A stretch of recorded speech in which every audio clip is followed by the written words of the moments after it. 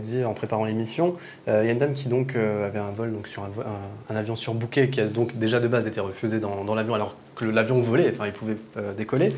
Elle s'est retrouvée 5 jours en plus à Maurice et en plus elle s'est retrouvée bloquée par rapport à Belal, enfin dans un bus, tout ça. Vous pouvez nous raconter rapidement ce cas-là aussi, parce que ça du coup il y a aussi presque mise en danger de la vie d'autrui. Je suis pas avocat, je connais pas les lois mauriciennes, mais là cet impact aurait pu avoir des conséquences sur cette voyageuse quoi.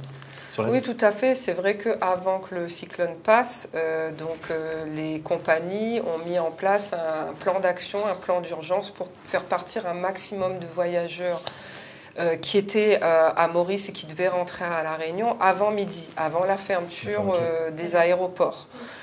Donc comme ils ont pratiqué le surbooking, quand cette dame est arrivée à l'heure avec ses valises pour prendre son avion et rentrer à La Réunion, on lui a dit ben non, le cyclone va passer, vous partez plus. Et elle leur a dit ben non, elle a écouté les infos, au contraire, elle doit embarquer rapidement et c'est dans les temps pour rentrer à La Réunion.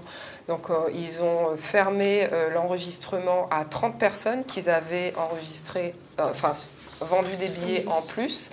Et elle a dû ensuite rejoindre son hôtel qui était quand même à l'autre bout de Maurice, parce qu'il faut savoir que c'est période de vacances, donc on ne se dit pas je vais prendre n'importe quel hôtel. Elle a rappelé son hôtel pour pouvoir accéder à un logement.